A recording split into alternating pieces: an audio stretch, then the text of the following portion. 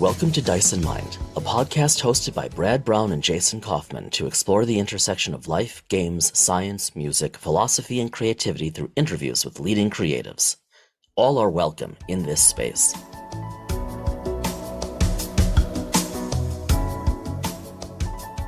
I'm going to sound a little raspier than normal. I don't know what it is, if it's the spring or what, but I have I've been the running joke is that at this weekend I was dangerously close to sounding like Bobcat Goldthwait from Police Academy. Any Um, day, really, but go it, on. um, our guest, our friend Aaron Pollyea joins us today, and um, love talking about tech and Yeah. games. And our oversight that he hasn't been back since episode 72. Yeah, and that's absolutely crazy because the stuff that we talk about, we could like make multiple episodes on this. This should be like an 8 episode arc with what we would talk about. Like starships alone. Oh, The idea of yeah. him when we originally talked with him about the idea of thinking of starships as player characters Yeah. in the original episode when we talked about him, that was so profound that Yes. you know, And especially going, because within weeks, then we spoke with Thomas Moroni. And yes, so between the two of them, it was like pfft, yeah, so much that they Star were. Trek Online, Yeah. ships, I Yeah. mean, unbelievable. So, But this now, I full disclosure, we end up talking a lot about the tech in the brand new up and coming Star Trek Adventures technical manual, but that's not really our point. no, but it's good content, but Yes, and in it's good important. context. Right. Yes. Yes, but Yeah. but but there's a broader it was part of a broader intended discussion and Right. discussion that occurred. Yeah, and we went there and beyond, which again, Aaron, thank you. But Brad, one of the things that always has drawn and continues to draw me into sci-fi role-playing games is the tech. Mhm. No surprise, not unique, but with different genres or subgenres, it looks and feels differently, and you get to play with the tech differently. So, for example, you have Star Trek, which is very much supposed to be a history of the future. And so don't get me wrong, like Star Trek has taken as many liberties as is possible with technology. Don't even get me onto biotech and how apparently one can mate anywhere in the galaxy and still have viable offspring. But Mhm. that said, that tech has a very different shiny but future real feel than like Star Wars, where it's this very much sort of retro, used, dingy tech, but super high tech, versus something like whenever Mongoose releases it, please may it be soon. The Pioneer Pioneer. game, which is right immediate or near future, like perhaps over the next century. And then again, you have tech, But but if you it has a look, different feel. I know you haven't dug deep into those, but even games we've talked with folks at Free League and like Those Dark Places and Death in Space. Those are Yep. really heavy, Yep. gritty, space-based Yes. RPGs where the tech is, like you said, gritty, functional, but or pseudo functional. Yep. Hmm. It's push buttony. You know what I mean? Yep. It's not shiny hologram type of. It's not. What do you? I'm neglecting my No, verbiage. it's realistic isn't quite the right word, but I think that's where we're going, right? And that's the beauty of tech in sci-fi tabletop Thought you were going to say RPGs. tech in space, Space, space, space. space, space. Very That's good. where I thought you were Yeah. going. No, but I should have in retrospect. Well done. Yeah. Um, Yeah. Yeah, I was really glad that Aaron was able to join us and talk through this and obviously talk through the tech manual Hmm. because he had Hmm. a big role to play in that. Big role to play. But Yeah. the idea as well too, because he had roles to play um and obviously the other Star Trek books, like one of my other favorites, Yeah. Shackleton Expanse. Never heard of it. No, Kidding. Yeah. Yeah. uh, He's had his hands Utopia on, Planitia. which is, I mean, just a Still, masterpiece. Right. still my absolute. Yeah. If I had not heard of STA and I'd gotten my hands on Utopia Planitia That as would my be the first one. book, that would have been the hook book for me. That would have been the conversion moment. Oh God, yeah. Same here. Take my money, please. Yes, But we should get over to the interview because there's yes. so much that Aaron covered. And rest assured, everybody, we will be having him back in approximately 70 episodes, or hopefully fewer. In about 70 minutes. There you go.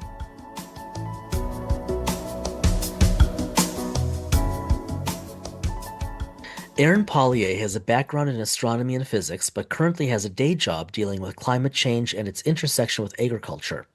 He has been a lifelong Star Trek fan and has been working as a freelance writer for Star Trek Adventures since it began. In his free time, Aaron may be found gazing through his telescope, reading a good book, or doing historical reenacting with his wife.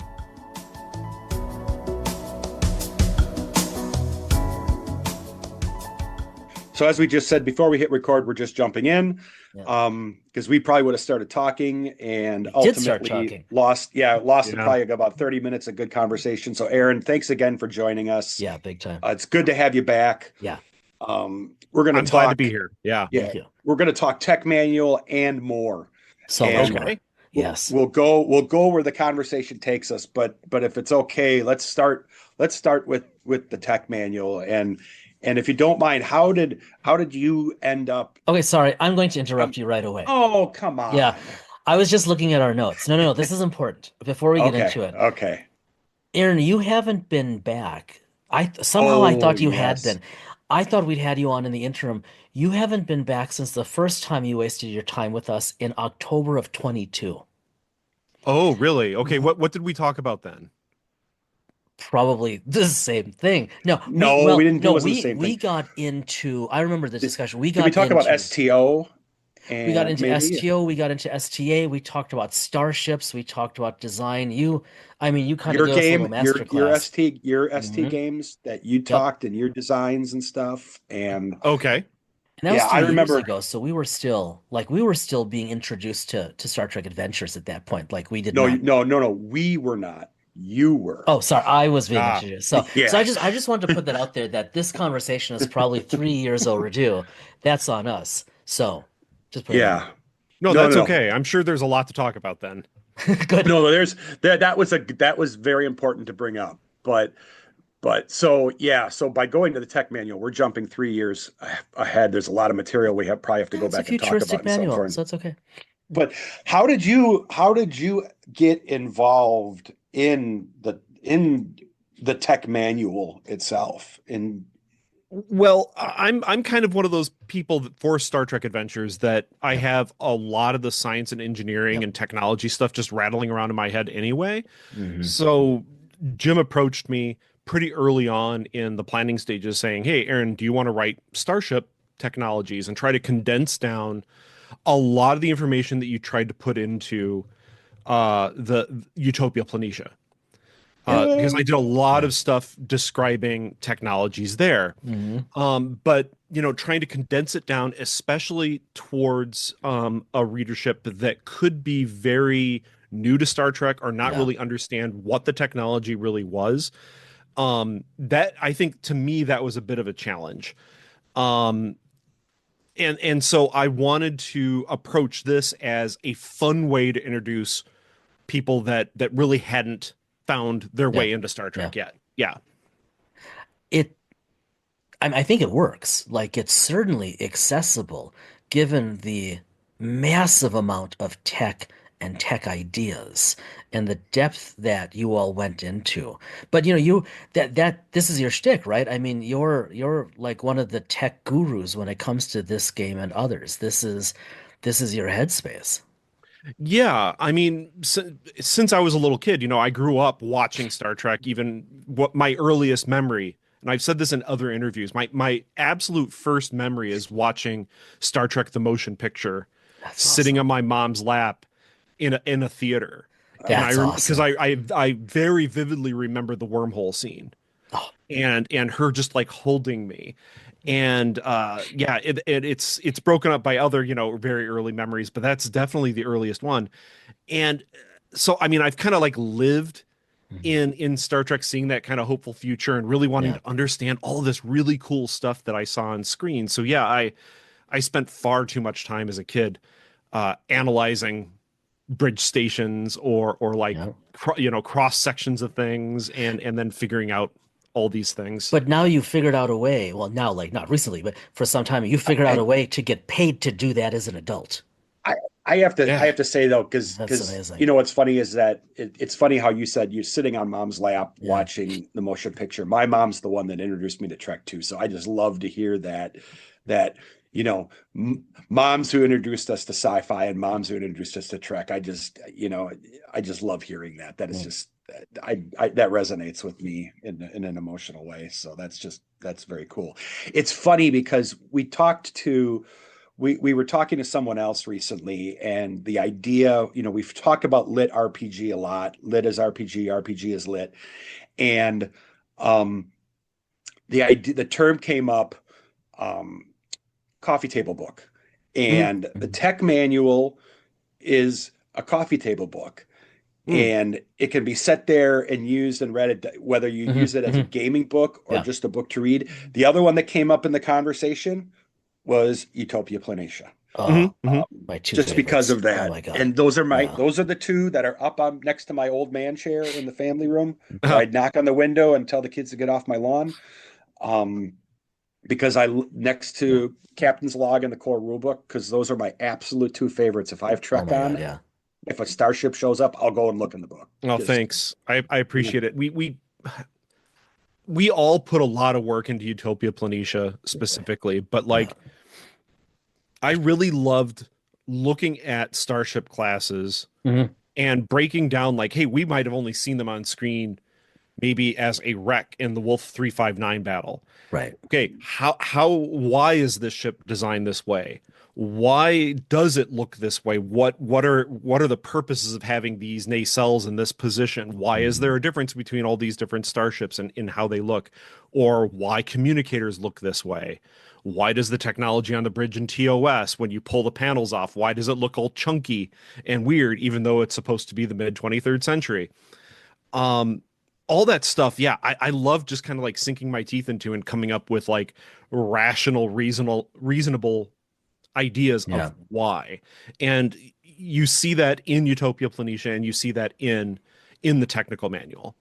And I wish I could have written more. I I definitely could have. I oh, you actually still think, can. You still can. It may not make We the wouldn't hear, time. yeah, we wouldn't be against that if there's like oh a yeah, Oh second. yeah, Yeah. yeah, I know yeah. that I'm guilty. I'm very guilty of overwriting.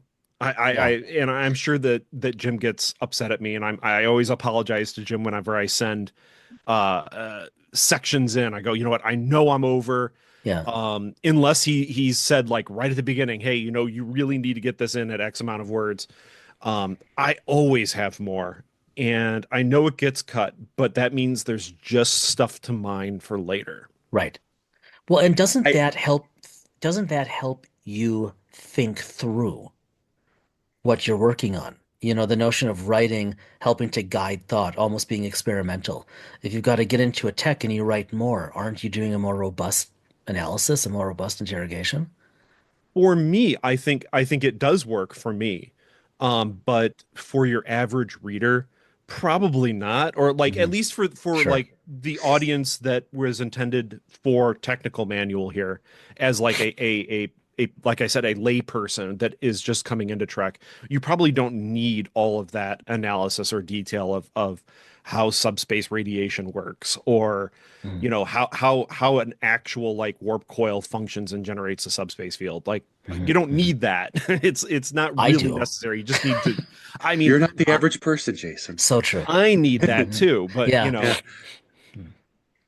I yeah. have to ask, I'm going to digress here because we didn't get a chance to talk to you while it was on, but Picard season three, Hmm. Uh, um, the the starships, We saw stuff coming from STO became canon, Mhm. Hmm. Enterprise F and all that. Hmm. What was your reaction? How did that, being a Starship guy and everything for Mhm. you, what was it like seeing some of that stuff that was, you know, book and STO and everything, seeing that come to life and become canon, you I know? love seeing new starships, regardless of where they come from. Like, hey, Yeah. fit it in. I want to see it. Um, and all the way through season 3 of Picard, I was like with my notebooks. I take notes on Oh, all of wow. these shows. Believe it or not, like I just Yeah. sit there and scribble down notes. Like, there's Wow. this many decks on the side of the saucer. I see this many lifeboat hatches, Yeah. that sort of thing, and then you can start estimating crew numbers and going from there. um I love doing that, and some of the ships were a little harder to Hmm. see Hmm.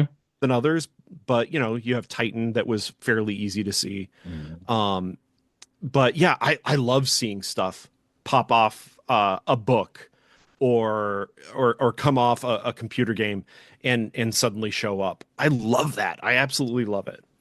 Yeah. You know, I it's an I it's was go ahead. Sorry. No, go ahead, Jace. Go right I ahead. was just gonna say, in terms of like, I think of our first conversation, I think of what we're talking about now, and the notion again of writing for the tech manual in a way that was more accessible for a broader, not Hmm. necessarily as nerdy audience as the three of us. So with Picard season 3, and you've got the Titan, which I think is a gorgeous ship. Hmm. Right? I mean, I really was impressed with what they did with that. And, online through StarTrek.com and some of the other stuff, other venues, there were these suggestions that, the construction, the layout of the Titan, like with the Hmm. four impulse engines, things like that, that Hmm. that these are all very intentional. These were intentional design choices Hmm. Hmm. as they were right doing design and production for the series. But then in the story itself, and don't get me wrong, because I'm very biased. I think Picard season 3 is some of the best Trek that has ever been created. Okay. Recognizing it could only be based on what came before. I think it's absolutely some of the best that's been created. And when it came to some of the tech, like they did a nice job in a scene or two with Geordi explaining how the D was Hmm. brought back. They could have done more. I could have listened to that for an hour, Hmm. but they had a slick justification.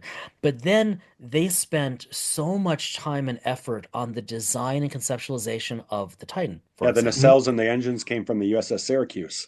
Right. Oh, for on yeah, for Enterprise, yeah. Okay, yeah, Yeah. right, okay. So, but they didn't really work it into the story.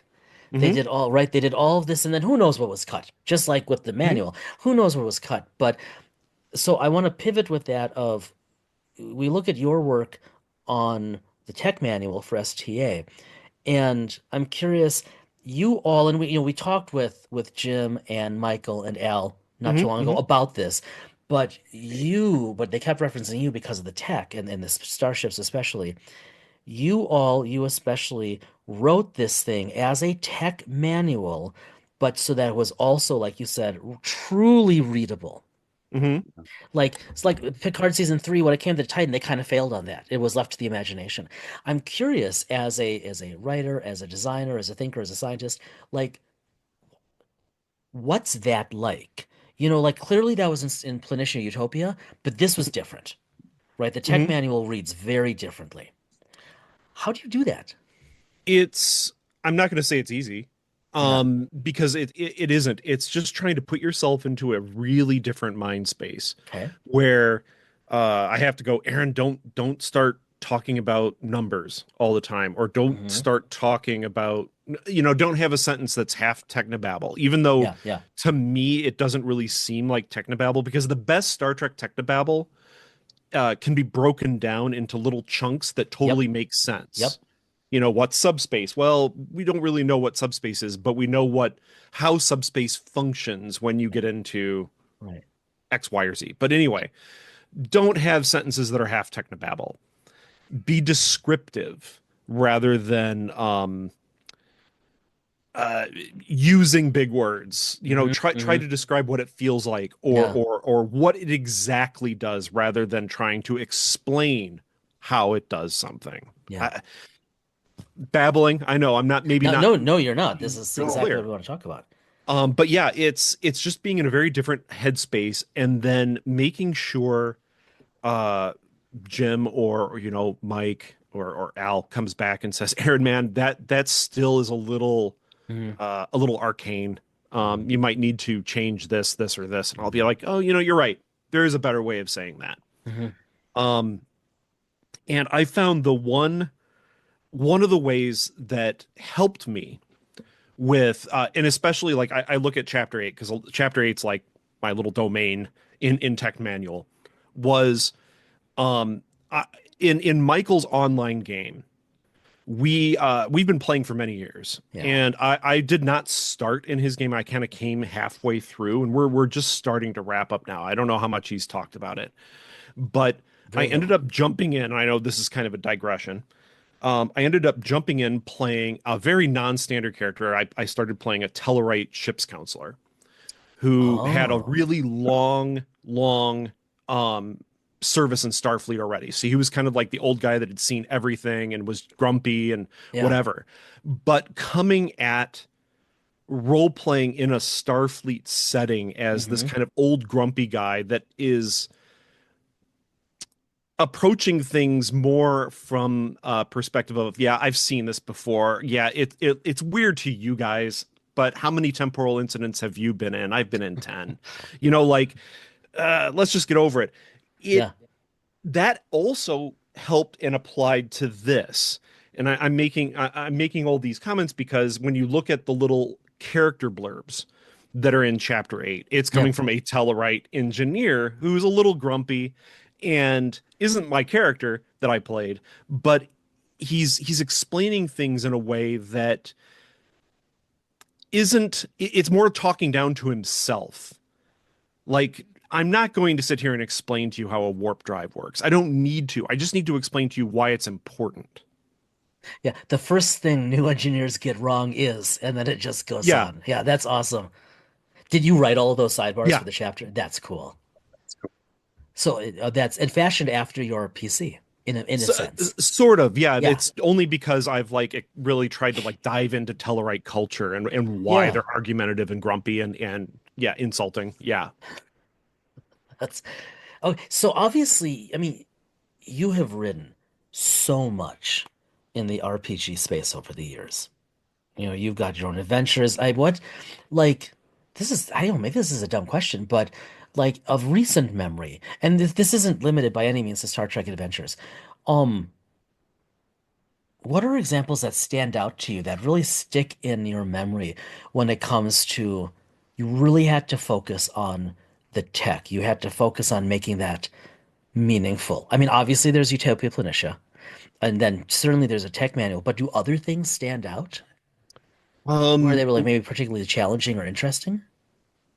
yeah, I would say one of my first things that I did writing for an RPG was for BattleTech. It Oh, was yeah. Error Report 2750. And I had to come up with well, I didn't have to, but I thought it would be really neat to come up with an idea for an organization that did a ton of terraforming. I don't know how much you know about the setting, but in I've got my BattleTech, mech warrior over there. okay. Hmm. So the Star League had terraformed a ton of worlds to be like Earth, Hmm. and they did it in a very, very short amount of time, where normally it would take centuries. They did Yep. it in decades or less. Okay.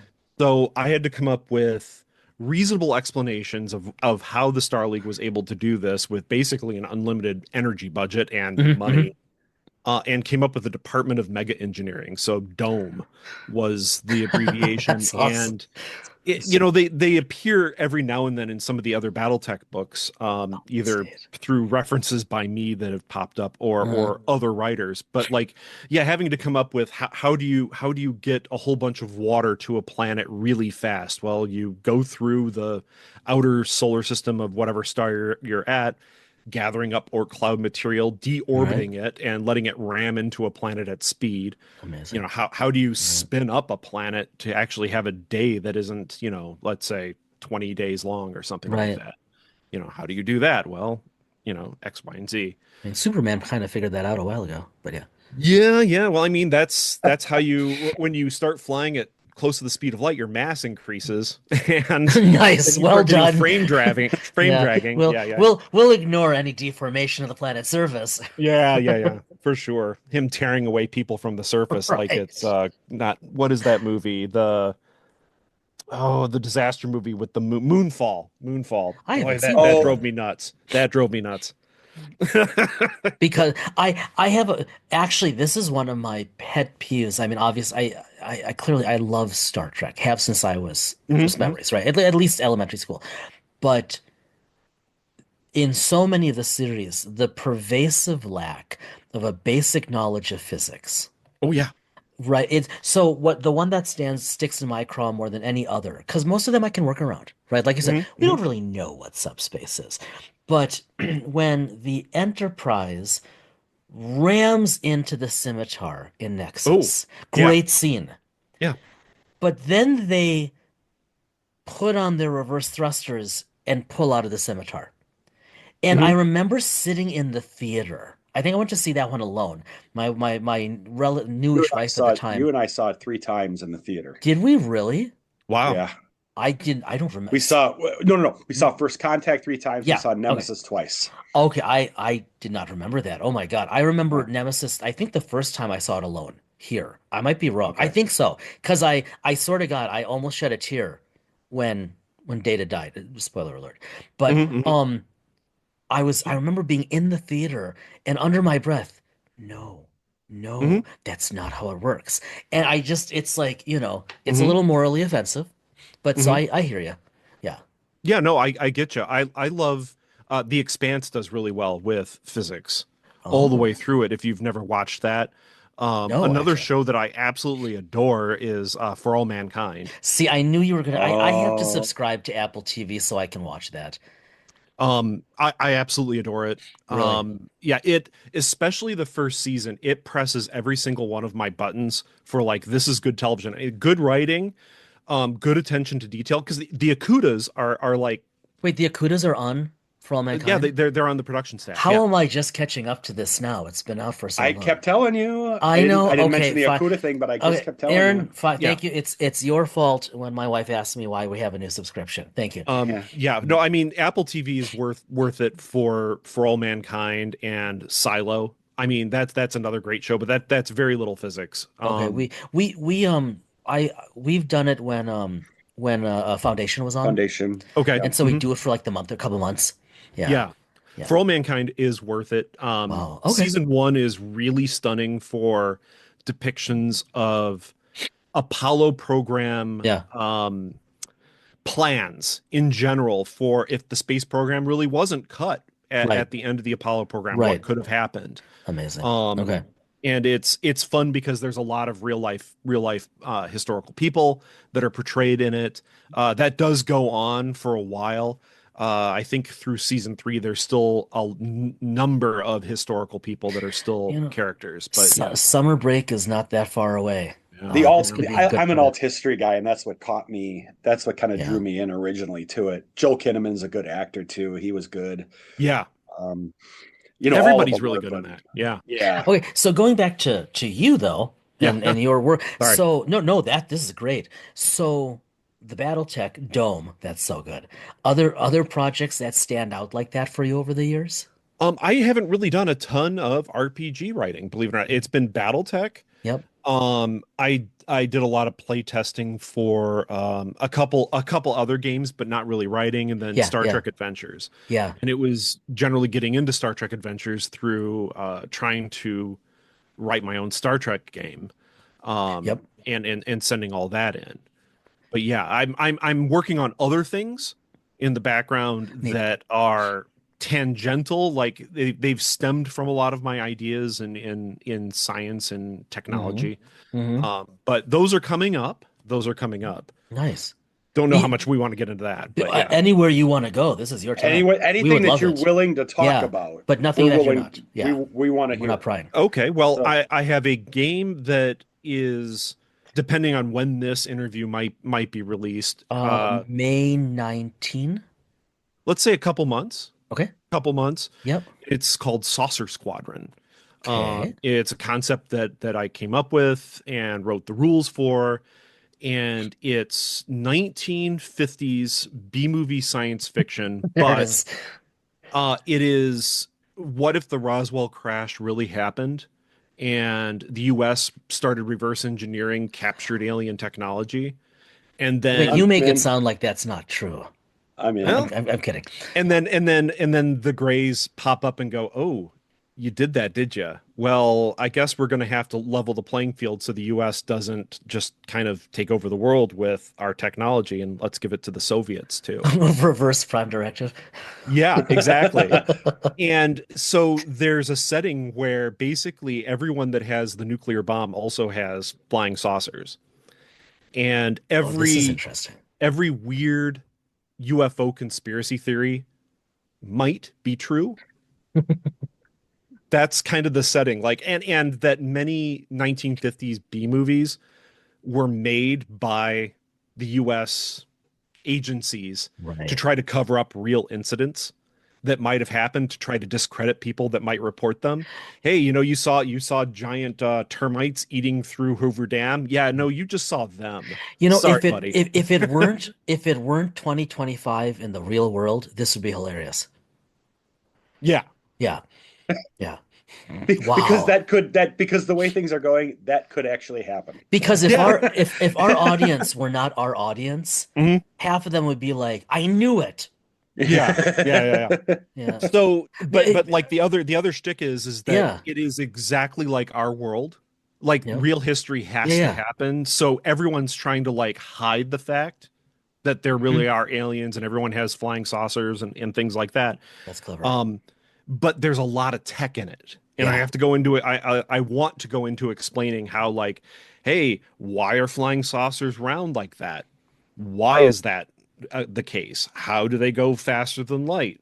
How do they have these weird abilities to actually just stop on a dime and change directions without like tearing themselves apart from acceleration and deceleration? You know, Oh. and So yet doing it with 1950s tech in a lot of ways. so you said this is a couple months away. Yeah. So what, and again, within the confines of what's appropriate and comfortable for us to ask. Hmm. So what's a couple months away? Like what kind of announcement? Like are you talking like a Kickstarter or books are going to be published and we can drop our money right away? We're looking at publishing in a couple months. Wow. The Very rules cool. are written. It's going to be a miniatures game, and then we're actually looking at Oh, doing a couple months after that, let's say later on this year, an RPG that is tentatively called Redacted because you play agents that are on that's adventures trying to awesome. cover up alien involvement on Earth in the 1950s. You finally get to be a man in black, Red. Yes, but you're not really the Men in Black. The Men in No. Black are people that have been seen, but the agents really don't know who they're working for. Um, may we ask about the dice mechanic of the eventual RPG? Uh, I'll leave that for another Fair. day. Fair. I'll Yeah, leave no, that for Okay. it's another No, day. yeah, fair enough. absolutely. Yeah. This Fair sounds enough. fascinating. Yeah. We're still trying to like tweak Oh, sure. tweak things in the background Now you're partnering with person or people to with Yellow develop Hand. this. With Yellow Oh, Hand. cool. Oh, with Okay. Al's group, with the group Yes. that Al's Nice. working with. Very Yes. good. Nice. Okay. Because I've worked with Al on some of his things like Yeah, Sentience. right, right. Yep. Yeah. Um, yeah. So, I mean, I have done tech for Sentience. I did a lot of the Mhm. background for like the star system that it, it, Oh, it I takes didn't know place that. in. Okay. Yep. Yeah. Yeah. Wanted to make it somewhat Kickstarter. realistic. Yeah. Yeah. Yep. Yeah. I So I Gliese 667 is the star system. Yeah. I apparently have to read my Kickstarter emails more carefully. Yes, you do. Yes, I do. Yeah. Yes, you Look, do. they come in the morning. I'm usually making coffee for Amy, tea for Mira, and I'm like, oh, update from Al. And I skim it to find out are there any dates or anything, whatever. Then I'm like, okay, good. But apparently I need to be more Oh, you got to attentive. read it Yeah. he's mentioned Aaron, and I think Aaron, you've posted some. You've given some stuff to Al to post within Hmm. some of the updates Oh at yeah, times. I Yeah. Yeah. seriously have to start Yeah. paying attention. I have been Yeah. missing A all of lot of the this. background, like history, the deep history, Yeah, the star system that they're yeah. in. Neat. And there's going to be an adventure published Nice. for Sentience by me as well. That's called Isotopes. Yeah. Ooh. I know you've been wanting to you and I, Jason and I have been talking like Android, kind of the cyberpunky type of stuff, and Mhm. Hmm. Sentience is Hmm. gonna, I think, Sentience is gonna be the one I think that scratches that itch Yeah, I'm really looking for forward to us. that. Yeah, Yeah. it's So an interesting system that deals with emotions a Yeah. yeah, lot, that you're like using emotions as part of your dice roll. And at least the adventure that I wrote, I like kind of challenging ideas, or getting a big idea and then like challenging the concept of characters. That sounds vague until I say like the adventure that I wrote is, here are all these androids. You're self-aware, you're sentient, Yep. you have life in your own way, Hmm. but it's not biological life. The biggest difference is that you're in really rugged bodies, and technically you could buy, with through energy credits and all of that, a backup for yourself. But what happens when it's very possible you could end yourself through means in which you could not be recovered? Yep. Your mind would just be gone. Hmm. And that's the adventure. Like, how do you deal with that kind of uncertainty and fear and terror in the same way that humans likely Right. had to deal with the same situation? Right. it feels I like think that's great. Yellow Hand is another one of those companies that's just gonna kind of just Blossom. Hmm. blossom. It's another Into one of that these. new space. Yeah. Yeah, Mhm. Yeah. just with the way gaming is blossoming with Zoom. I have to ask just more. This is kind of a far left field question. It's something that Jason and I were talking about in conjunction with our fourth anniversary show. Have you seen or experienced or have any thoughts on how, like, because we're talking about sentience, how AI has kind of played into the RPG world, or how it's kind of played into what you've experienced in writing or anything like that? Um, I've had mixed experiences with it. I've Yeah. seen people use it for really quick art or art ideas to go from. Yeah. And I think that's acceptable on like a personal level, like as a player, but I also see that being incredibly destructive for artists in the long Right. run. Right. And it's the same thing with writing. Like, I can see it as a tool. We all have our normal word programs that automatically say, "Hey, look, you screwed up grammar." That's, I mean, very, very, very limited Yeah. AI Yeah. in a way. Yeah. But then there's the bad, like, "Hey, write me a story." Yeah. And we've all run across television shows where we're like, "Wow, that was written by AI." I guarantee you we've all like watched an Wow. episode of something in general and went, "Oh, that is really badly written. What? AI." And that's the challenge. Like, you can use it as a tool, you can misuse it as a tool, just like any tool Yep. around. That's right. That's right. Which is something you actually address a number of times, you and the others, in the tech manual. Hmm. I mean, I noticed that Yeah. there were numerous instances where it's this is good, this is bad. It's about the Hmm. person, not the tech. Yes. And I mean, that is literally true with any tool. A hammer can pound a nail or it can kill. Yeah. Yeah. And any piece of technology is that way. And at least in Star Trek, when you have technology that can do these amazing, wondrous things, they do it through bending space-time, Yep. or something, just like deconstructing matter and reconstructing it. How horrific can all of that be to the human body when not properly controlled Yep. or slightly out of alignment? Yep. And yeah, all of my like little complications. Some of them are pretty mundane, like, oh, there's a static charge on the walls or something like that. But then it can be, hey, the gravity field, uh, the grav plating malfunctions, and suddenly there's 20 Gs in the corridor. Not exactly conducive to life as we know it. Yep. But hey, at least in normal usage, it allows you to walk around the ship and not get like bone loss. Yeah. So, so let me ask you a question. This is a little out there, but so obviously, like with Star Trek Adventures, like I mean, we know. Well, I mean, Jim Johnson always has like a half dozen projects in the pipeline. I mean, we know there's always stuff being worked on, Hmm. and Certainly I'm aware of one or two of those things coming up. Staying away from all of that, staying away from any other line. If if there were no word limits and someone, whether it was Jim or someone from another game, doesn't matter. If a project manager came to you and said, "Okay, Aaron, what do you want to write and how do you want to do it?" What would scratch that itch? Like if no one was going to limit your words, if no one was going to say, that's probably too geeky or too broad or whatever for our audience. If you just had total carte blanche, where would you go? I mean, I'd love doing space related anything with Right? that because you can deep dive spaceships, star systems, alien cultures. You can Yep. just deep dive it and go, okay, awesome. I really want to go into this. Yep. I mean, I would probably, without exaggeration, I could probably fill a 70,000 word book with Tellarite culture right now, just from Really. everything that I've had to write and develop for the character that I played, or Yep. doing background for Star Trek Adventures. Easily could do something like that Andorian Way of the Clans for the old Lug Star Trek game. Jeez. Yeah, yeah, easily could do that. Um, that would be fun because I could have a lot of fun just being grumpy for a little bit in that and argumentative.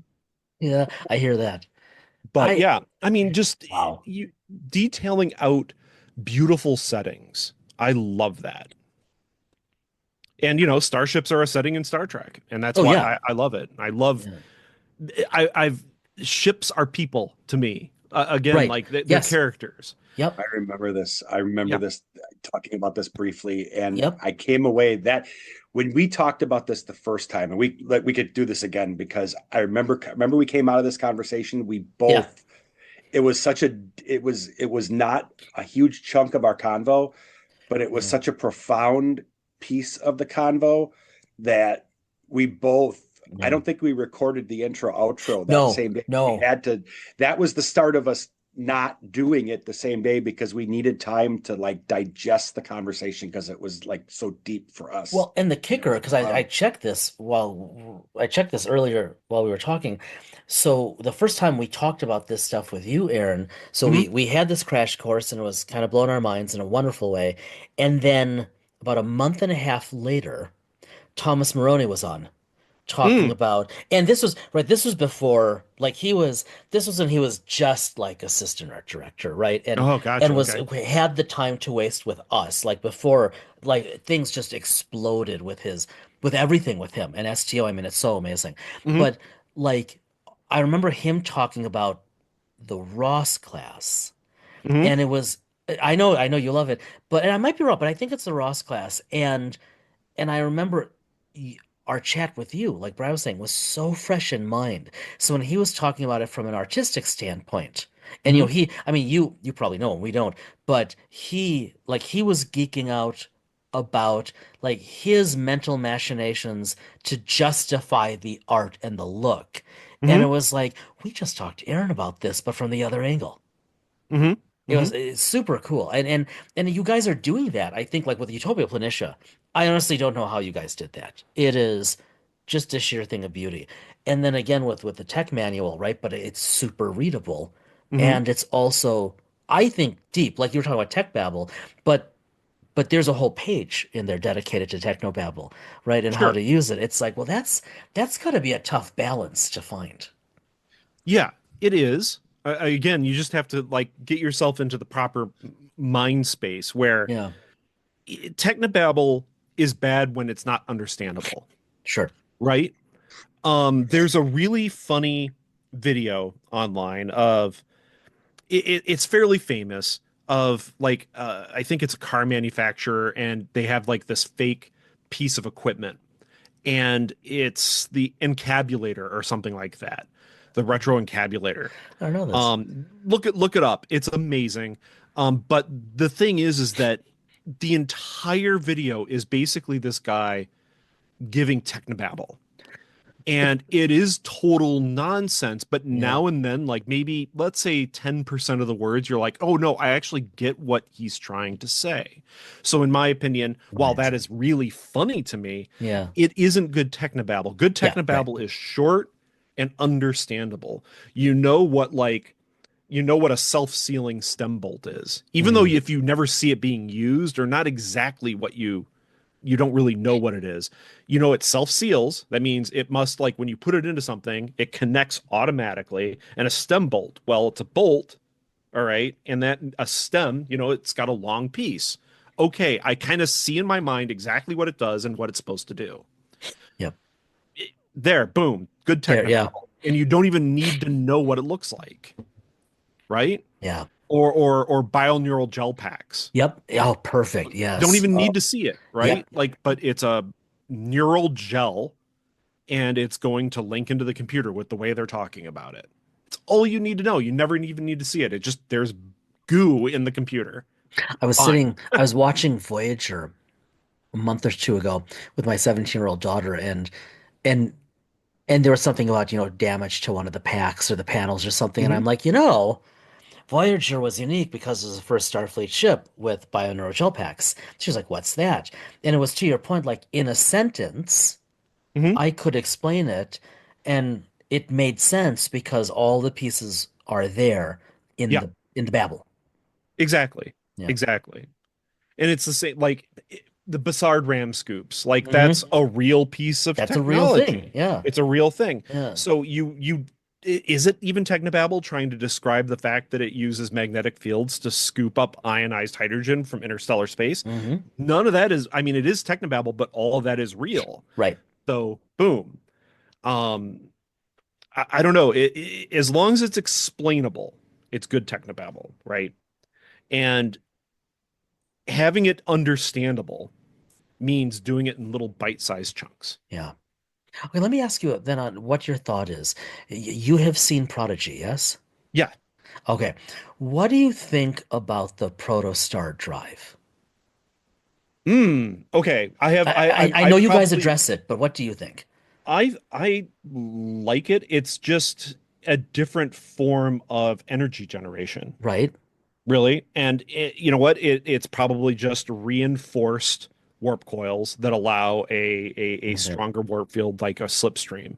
That's how I would explain it Okay. Yeah, yeah. without doing any like just watching the show. If I was like a lay person, okay, it's Yeah. just like warp drive, but it has a star compressed down into its core. Right. Okay. Now, if I wanted to be like the semi lay person, I'm a sort of Star Trek fan. Oh wait, it has a protostar in it, so it's compressed. So is it like the Romulan singularity drive? Yeah. And it's getting all its power like that. It's just Yeah. not as big because a singularity theoretically would be a lot, more massive. But maybe it's something like that. I don't know. But yeah, I'm okay with it. I think it's Mhm. fine. I Mhm. really liked Prodigy. Yeah, I didn't expect to at all. Hmm. And by the end, honestly, especially like Brad's heard me talk about this so many times, the whole the Will Wheaton arc, I just the Mm, whole thing I absolutely loved. In fact, on the way home today, I was thinking about space, time, and thought, and how, mm, to your point, like, I mean, philosophically, that wasn't unique. Like, this has been and is currently akin to, right, information and whatnot, but and quantum theory and what, well, fine. But like, I was hmm. thinking about that, thinking, man, that's salient. Like, you could actually get into that just from that one scene and really riff in real life or in game, and it would be pretty safe play, like conceptually. Hmm. Yeah. I'm with you. I'm with you. No, I really liked Prodigy.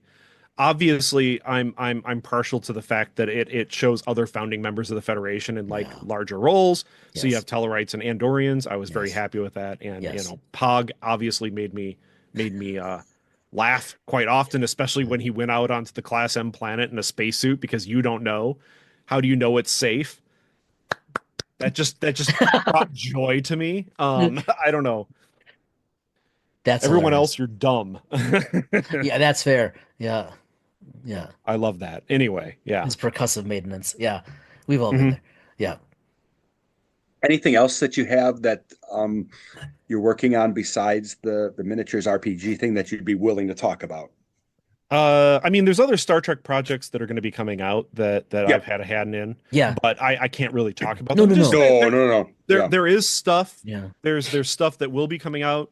You know, Star Trek Adventures is still around. That should be enough to be able to say that there Oh, is things coming, yeah. and Have you I've had a hand in everything except Oh, one book. okay. That I was going to ask that because it's been my impression based on like what we see online, what Jim has said, what I've seen on some Mhm. emails. It really looks like you have been involved in just about everything SGA for quite some time. Since the beginning, yeah, since the Oh, beginning, it is since the beginning. Okay. yeah, yeah. Outstanding. I was like right there before while the core book was being put together You and were the okay. conceptual stuff for the Okay, Shackleton that's right. Expanse. Yeah. That's right. That's incredible. Just Mhm. that's got to feel just so cool. It is. It's a real honor, and it's amazing to have been able to work with such an amazing team. Yeah. But like if I would have gone back and told like my, 10-year-old self, hey, you're No, going to be doing Star Trek role playing game stuff and writing and working with all these people that have worked amazing. on the show, I'd be jumping around with, 10-year-old self would be, oh my God, I can't believe it. Yeah. It's Much like 50-year-old self, to be yeah, honest. Yeah, I basically mean, come on. yeah. Yeah. hey, every day I get an email from Jim about something, over these many years. It has been like, man, I really am lucky. Yeah. I'm really lucky to be doing this. So cool. But you're also really good at what you do. I don't know. I'll say I have like, imposter syndrome with it. I try my best. Yeah. Yeah. Well, your best is pretty darn good. Yeah. As So, long as people like it and are getting some sort of joy out of it, I think I'm succeeding in some way, shape, or form. Clearly, I mean, you look at how many products you've been involved with. You look at the products you are or what's the future that you are or will be involved with as they Yeah. release? Like, I mean, we know people are buying Star Trek Adventures. Hmm. It is for the time being, hopefully for a long time being, a really successful line. People are willing to put good money into that, like other game systems, and that's because of what you're all doing and the thirst for it. Hmm. There is it's a desire for a positive, hopeful future. That's right. Absolutely. At the table, not just on the screen. Yeah, everywhere. And Yes. and any place that you can find that hope, it's even in good times, finding hope somewhere that you can smile at each other across the table or, you Yeah. know, regardless Yeah. of what that table is, when you can Right. smile at each other and go, yeah, you know what? We're doing something good here. Um, I tend to that's smile before a yeah. TPK, but that's another conversation. Yeah. But I mean, like that hope, it really does bring a positive energy. And then Yeah. and when you walk away from the table saying, yeah, I had this great time telling this amazing story where we saved this group of people, or we had this philosophical debate about the rights or wrong about interfering in this society and trying to change something about it, or anything. Like Star Trek's about thought. It's about thought Yeah. experiments. Yes. Yes. Yes. And 100%. when it's positive, when you bring that positivity out of it, that's what matters. I don't know. That's always gotten me about Star Trek. I love people just being able to debate a problem and s still walk away, even if they have a disagreement, just saying, okay, well, we did what we could and we did what was right. This is actually much of what hooked me about Prodigy, Hmm. against my expectation. Exactly what you just said. Hmm. Mhm. All the characters were in a pretty dark place and they Yep. kind of built their way out. They build momentum. Hmm. Mhm. be cognizant of your time, but I want to not really more of a question, but just more of a comment because you had mentioned early on that you obviously had written a lot, Jim, and Jim had mentioned this when we talked about the tech manual that they had to do a lot of paring down of material. And there's a lot of material that didn't make it um, as well. Don't forget those of us out there that, if that material's out there, I know it can be put to good use, perhaps in future books or Hmm. whatever the Hmm. case may be. But I know they use a blog. I know the blog is out there. They can put the stuff out there. Don't let that stuff languish. Um, I know that's gold for those of us that are Inquiring I'm readers slash players want to know. yeah, I, Uh, yeah. and I guarantee you that Jim has a folder from me with oh yeah. hundreds of thousands of words I think worth I of think stuff Jim has that actually has said been as cut. much to us before. Yeah, Yeah. That's a hard one though too, because once you've submitted that material, yeah, it's no longer yours. yeah, It's not technically Yeah. even his. And so it's a matter of just waiting for it to see daylight in the appropriate project. yes, Yeah. Yeah. yes, absolutely. Yeah, I can't put it out there. Right, Jim right. can't just willy-nilly do that. It has to be in a product. Yeah. Yeah. I wish I could, but Hmm. yeah.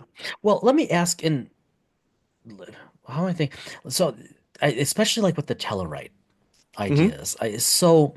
And recognizing like publication, license, I know those are all things, but if that could be addressed, would you ever consider someday, maybe not now, but someday, just writing this stuff without the notion of it going for a game? But like if if CBS, if Paramount said, "Yeah, go ahead, you've got our permission," would you ever consider putting stuff like that into a book? Maybe it's a novel, maybe it's right narrative fiction, whatever. Hmm. I guess that's right, but you know what I mean. Like a Yeah. history of the future. Like if you have that much, it would be a different animal, but then you could just riff and develop it.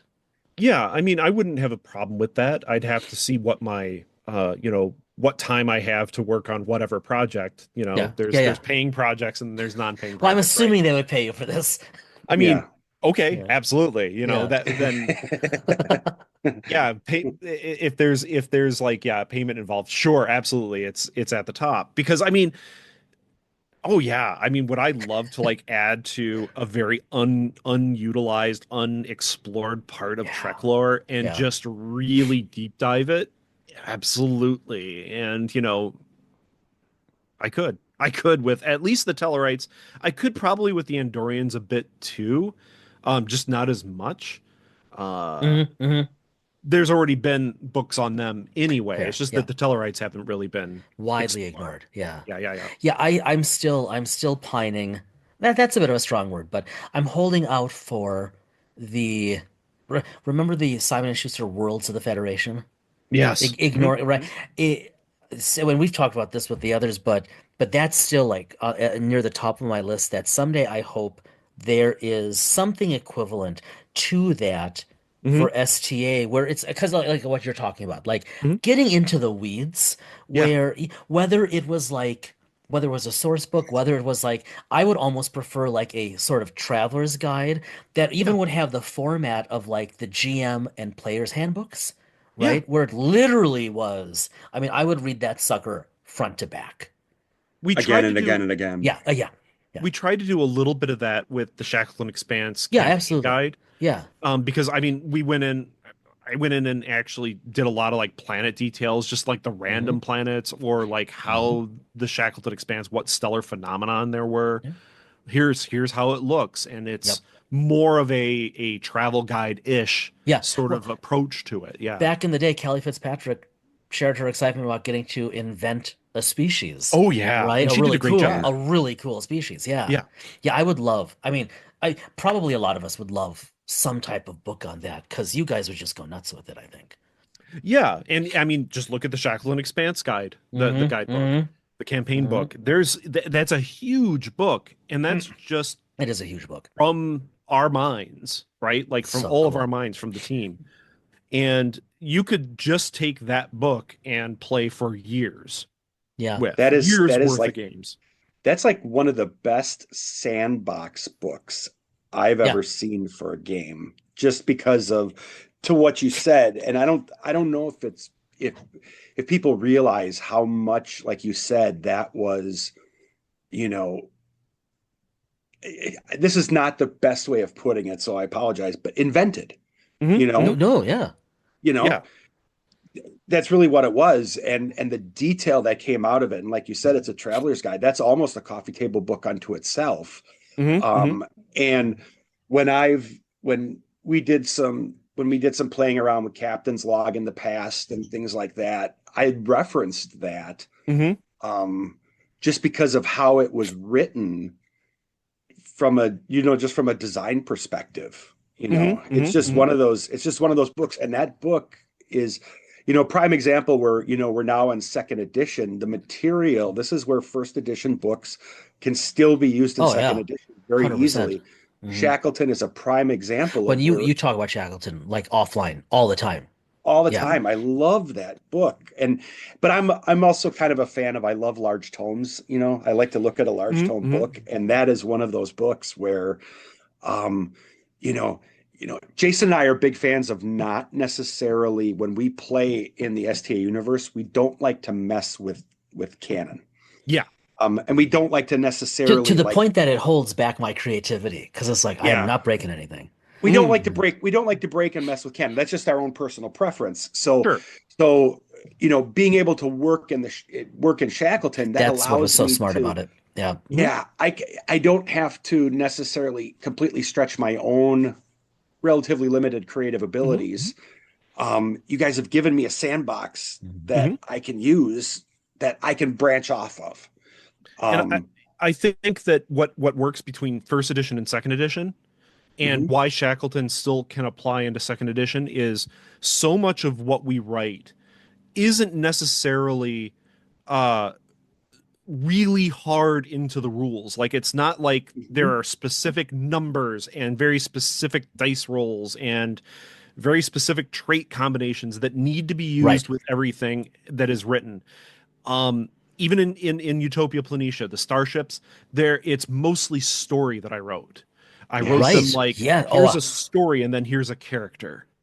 I You know, actually I read through lots and lots of the backstories of the ships. I didn't even Mhm, pay attention to the stats when I got it mhm. because of just what you said, because it was all there. Yeah. Yeah. Yeah, that's fascinating to me. And When Just so we you don't did, need to worry about first or second edition with that. nope, no, that's right. that's Nope. why that one especially is what I call a coffee table book. You could put that out on the table, and if you're watching the TV series, even if you're watching like DS9, where you're not necessarily seeing tons of starships on any given basis, you can pull up and just read the stories of these Yeah. starship classes Well, and the Mhm. beta quadrant. I mean, come on, we've yeah. got almost 60 years, and the beta quadrant is essentially ignored. Even during the Dominion War, it was all about, the Dominion's going to take over the Alpha Quadrant, and it's like, you guys need to pay attention to your own borders. This is so much bigger than this. Yeah, the Yeah, beta is the redheaded stepchild, unfortunately, of the quadrants, really. Even that's right. the gamma and the delta so far away, but they're more impressive than the poor old beta quadrant. Hmm. So, Well, but Federation splits between it. So, yeah, Yep, yep. Aaron, we thank you so much for taking the time with us. We promise, well, maybe this is a promise that you Yeah. may not want us to keep, but we promise that we Oh, will have you on sooner than 3 years between well, this and the next time. hopefully more like in the next few months or a couple months whenever your games start to drop. We would sure. love to I Yeah. mean, have you on just to talk about those. if you like Yes. them, I mean, don't have me on if you don't, really want to talk about them. That's for sure. I mean, You if you had want us to at come to me flying and say, saucers. Aaron, it's Oh yeah, crap, flying that's saucers and fine too. the science behind the flying saucers. Oh, are you kidding? Absolutely, we got to talk about that. Yeah. Oh, Yes. sure. Yes. Yeah. I When you were talking about that, what I had in the back of my Gank mind is gank. Flight of the Yeah. Navigator. No, Gank not gank. Mars Attacks, but No. Make me Flight theater of the leader. Gank Flight gank. of the Navigator. How it Yeah. would, Yeah. you know, the morphing of the ship. I don't know if Jason, you ever watched that, but I'm not going to Good go into that movie. right now. Yeah. Good movie. I don't know. So go back and It, look at it later. I will. I it's a will. Disney movie, but Yeah. and it's got like the cutesy kind of kids Disney movie stuff that's in it as well, Yep. but they Mhm. Yep. actually even deal with twin paradox kind of stuff, like relativistic Oh, uh time differentials. Like, hey, yeah. kid goes off in a spaceship traveling at near the speed of light and then comes back, and it's only been like a few weeks to him, but it's been many years on Earth. It's Man, we 8 years, didn't. and now his little brother is his big brother, and So next time we've got it's to talk about Interstellar too. yeah, Hmm, we can. good. Yeah. No, but yeah, we would very much, if you got the time, we would very much like to have you back to talk about the new game. Sure. That would Yeah, when be you're ready, when yeah. you give us the word when you want to talk more about the Yeah, miniatures and it is an redacted and open everything like that, invitation. Yeah. and Oh we'd man. love to have you on to talk through it more. Yeah, we will be watching for that So, too. Sure. Sounds good. thanks, Aaron. Thank you for having me. I appreciate it.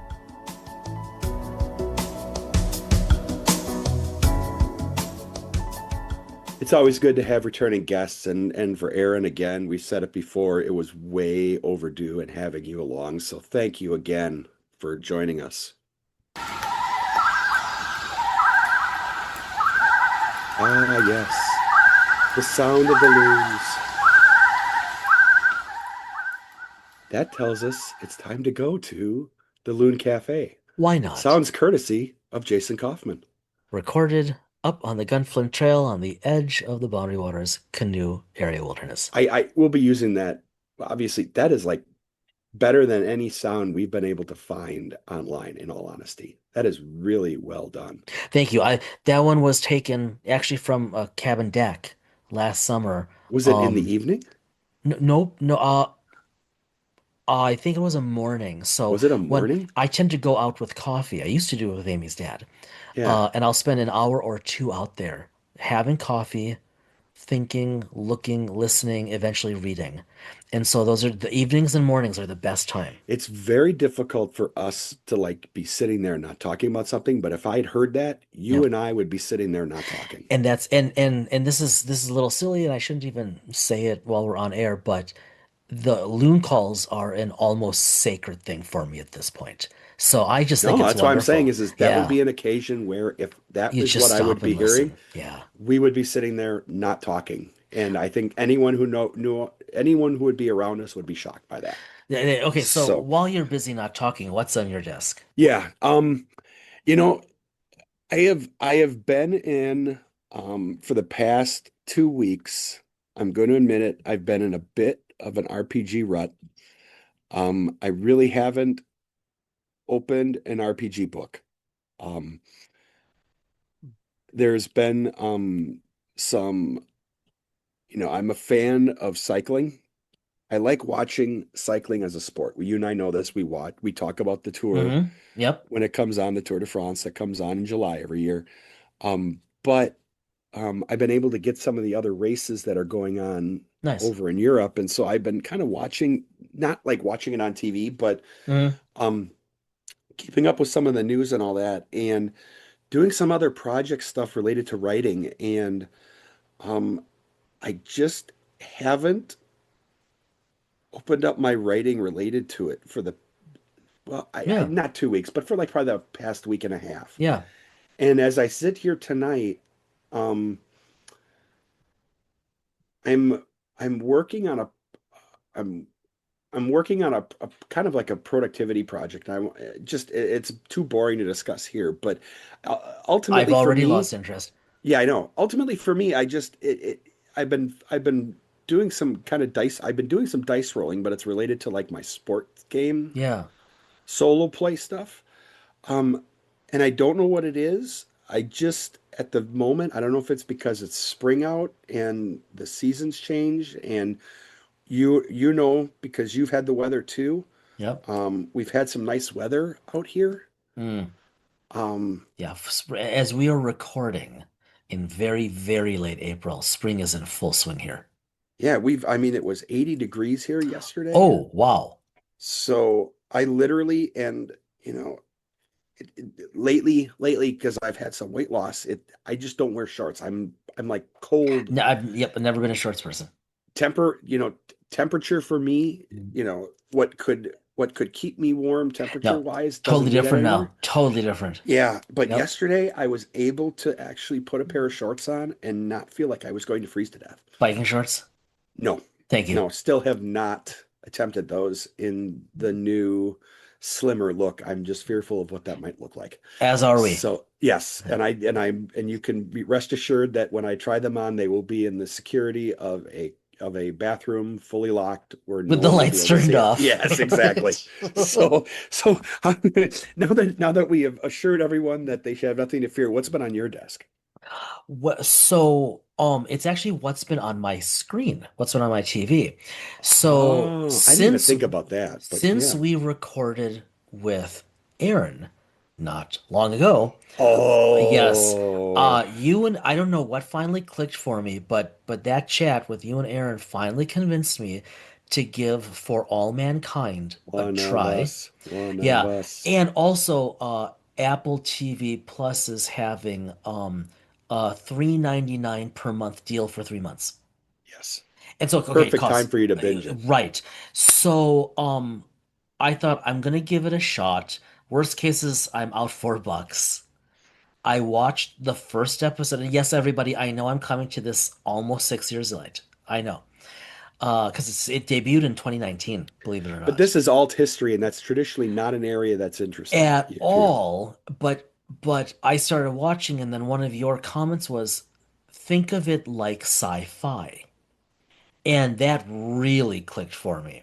So thank you for that. So I got hooked on the first episode. Which really surprised me. It's really good material, but Yeah, I thought it would take I did maybe too. 2 to 3 episodes before it would So hook you. I did too. So I am almost through season one. Wow. I haven't been able to watch daily, but I like every few days I get one in, and over the weekend I got one or two in. I'm only 8 episodes in. There are 40 so far. The plan is to be done within my 3 month trial, Yeah. with Apple TV Plus.